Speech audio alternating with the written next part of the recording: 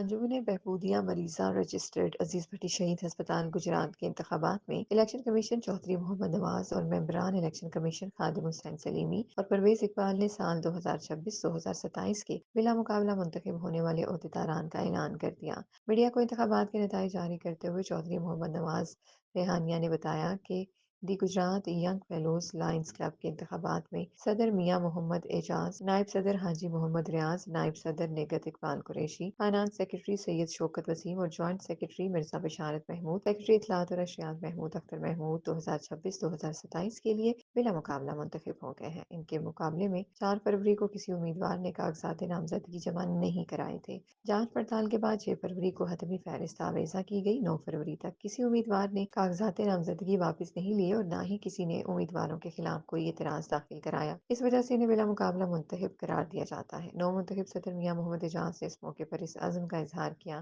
کہ وہ عزیز بھٹی شہید ہسپتال میں مریضوں کی فلاح و بہبود اور بہتر طبی سہولیات کی فراہمی کے لیے اپنی تمام تر صلاحیتیں بروئے کار لائیں گے۔ انہوں نے اراکین انجمن کے اعتماد پر شکریہ ادا کرتے ہوئے کہا کہ خدمت کا یہ سلسلہ مزید مؤثر انداز میں جاری رکھا جائے گا۔ شہری حلقوں میں بھی بلا مقابلہ انتخاب کو خوش آئند قرار دیتے ہوئے امید ظاہر کی کہ نئی قیادت ہسپتال کی بہتری اور مریضوں کی سہولت کے لیے مثبت اقدامات کرے گی۔ محمود اختر محمود، جذبہ نیوز، گجرات۔